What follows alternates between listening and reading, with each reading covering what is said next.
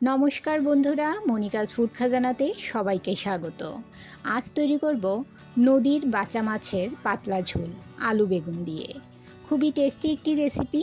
ভিডিওটি স্কিপ না করে পুরো ভিডিওটি শেষ পর্যন্ত দেখার অনুরোধ রইল। আশা করছি আজকের রেসিপি সবার ভালো লাগবে। রেসিপিটি তৈরি করতে নিয়েছি 500 গ্রাম বাঁচা মাছ। জায়গা বিশেষে এই মাছের ভিন্ন নাম হতে পারে। মাছগুলো কেটে ধুয়ে নিয়েছি।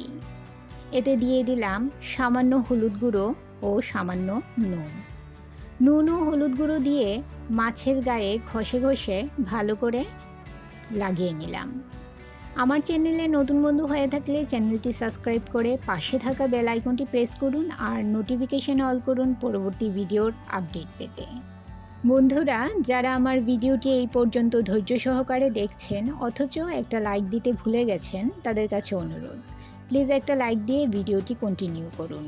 আপনার একটা লাইক পৌঁছে দিতে পারে আমার রেসিপি আরও বহু মানুষের কাছে।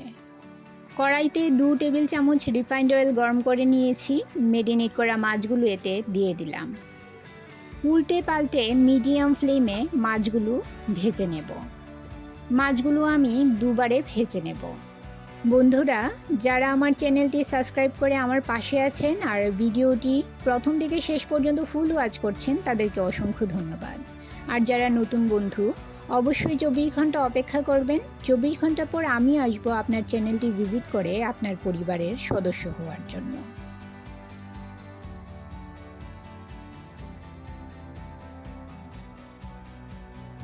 মাছ ভাজার পর যে তেল ছিল ওই তেলেই আমি বেগুনগুলো ভেজে নেব। 3টে লম্বা সাইজের বেগুন এভাবে ডুমো করে কেটে নিয়েছি। এবারে এতে নুন হলুদ দিয়ে বেগুনগুলো আমি মিডিয়াম ফ্লেমে লাল লাল করে ভেজে নেব।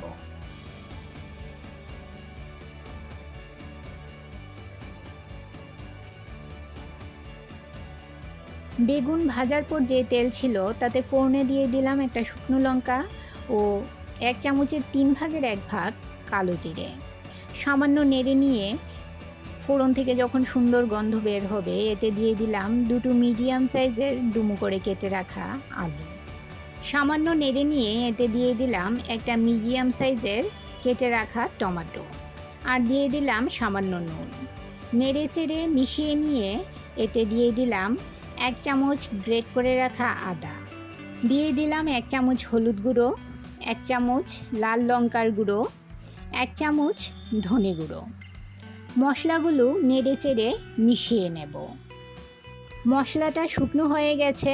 মশলা যাতে পুড়ে না যায় এর জন্য দিয়ে দিলাম সামান্য পরিমাণ জল। মিডিয়াম ফ্লেমে ঢাকা দিয়ে 2 মিনিট কষিয়ে নেব। মশলাটা ভালো করে কষে গেছে আর আলুগুলো সেদ্ধ হয়ে গেছে। এবারে এতে দিয়ে দিলাম পরিমাণ মতো জল। আপনারা যে যেমন ঝোল পছন্দ করেন সেই অনুযায়ী জল দিয়ে দেবেন। ঝোল ফুটতে শুরু করেছে। এবারে এতে দিয়ে দিলাম ভেজে রাখা বেগুন ও ভেজে রাখা মাছগুলো। নেড়ে চেড়ে মিশিয়ে নিয়ে এতে দিয়ে দিলাম স্বাদমতো নুন ও কয়েকটা চেরা কাঁচা লঙ্কা। ঢাকা দিয়ে মিডিয়াম ফ্লেমে 5 থেকে 7 মিনিট রান্না করে নেব।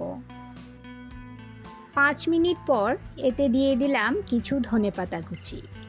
নেড়ে চেড়ে মিশিয়ে নিয়ে গ্যাসের ফ্লেম বন্ধ করে দেব। তৈরি হয়ে গেছে ভীষণই সুস্বাদু বাঁচা মাছের পাতলা ঝোল। রেসিপিটি কেমন লাগলো কমেন্ট করে জানাবেন। তাহলে বন্ধুরা, আজকে এই পর্যন্তই।